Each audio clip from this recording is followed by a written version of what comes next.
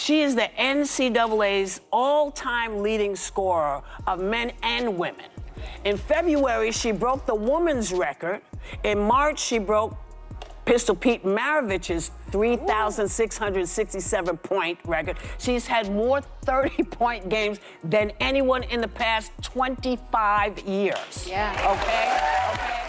Apparently you are. Yeah, but she's incredible. Congratulations to her and her family. Yeah. Like the crazy thing is I'm just seeing her last year when they played LSU, but she's phenomenal. I'm going to go on the record and say she's the best female collegiate player ever. Ever? Well, I don't know about you. You ever heard of Cheryl Miller, ever. Maya Moore? I said what I said. Ever. Diana Taurasi? I said what I said. No disrespect. Listen, hey, Caitlin Clark is amazing. This is my opinion. Candace Parker.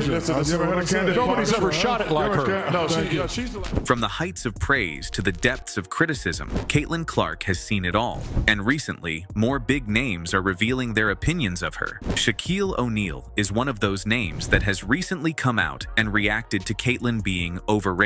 Being that Caitlin is currently the face of the WNBA and at the center of every conversation, it really opens her up to more scrutiny than ever before. Sheryl Swoopes, a four-time WNBA champion and Hall of Famer, was one of those people who found herself at the center of a heated debate after making several critical comments about Caitlin. During an appearance on Gilbert Arenas' podcast in February, Swoopes questioned Clark's legitimacy as the NCAA's all-time leading scorer, suggesting that Clark had benefited from an extra year of eligibility due to COVID-19. This was quickly debunked, as Clark had actually broken the record in just 4 years, the same time frame as Kelsey Plum. Swoopes obviously didn't stop there, though. She also claimed that Clark takes about 40 shots a game, which was also proven false. Clark averaged 22.7 field goal attempts per game during her college season. Nancy Lieberman, another Hall of Famer, called out Swoopes for her errors, emphasizing the importance of factual information and data when making claims like she was. Sheryl hasn't been the only one like Shaq to make comments about Caitlin, though. Jameel Hill also chimed in during an interview saying that she can't understand the hype around Caitlin Clark, and if she were black, this would be a totally different conversation. The criticism is often very one-sided.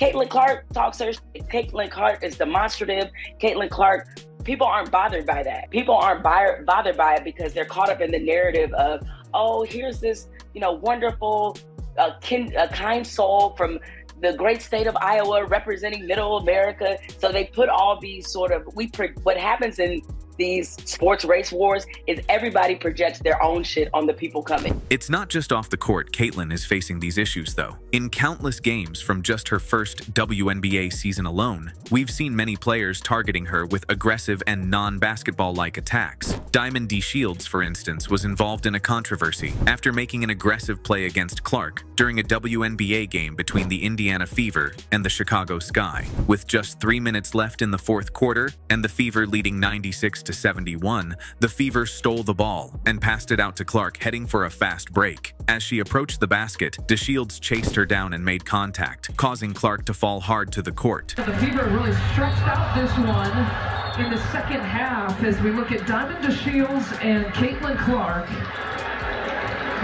And Diamond with 3 fouls. The Fever were dominating the Sky, with Clark having an exceptional game. The foul got reviewed and was upgraded to a flagrant one, deemed unnecessary contact. Clark was visibly shaken, but got up and continued playing and made both free throws, pushing her total to 31 points for the game. More and more players are taking out their frustration on Clark, and another example is the Kennedy Carter shoulder check. As Clark was waiting to receive an inbound pass near the Fever's bench, Carter, who had just scored on the previous possession, delivered a forceful shoulder check that sent Clark sprawling to the floor. The unexpected hit caught Clark and everyone else off guard, immediately drawing a foul call from the officials. Caitlin even said this about it. Yeah, that's just not a basketball play, but, got to play through it. That's what basketball's about at this level. Yeah, I wasn't expecting it, but I think it's just like, just respond, come down, let your play do the talking. It is what it is. It's a physical game. Go make the free throw and then execute on offense. And I feel like that's kind of what we did, but, it is what it is, I guess. I don't know. These types of actions are starting to happen more often now. On the court, it's physical, and off the court, it's verbal. So it was surprising to see the comments recently from Shaq, where he also weighed in on Caitlin Clark's hype. While he did acknowledge her exceptional talent, he also suggested that the hype around her might be premature, and that other players deserve recognition as well, and that for the time being, she is currently overrated. Some argue that she is overshadowing other talented players in the league, such as A'ja Wilson, Breanna Stewart, and Sabrina Ionescu, who have been performing at high levels for years. And Shaq's comments are based on the need for balance in how we praise and recognize players, ensuring that the spotlight isn't solely on one individual, no matter how phenomenal they are, but to downplay Clark when she really is changing the game. Shouldn't that just be embraced instead of ridiculed? If Caitlin didn't do what she's done, would everyone still be talking about the WNBA like they are? Probably not. Shaq also said, "It's like, you're good,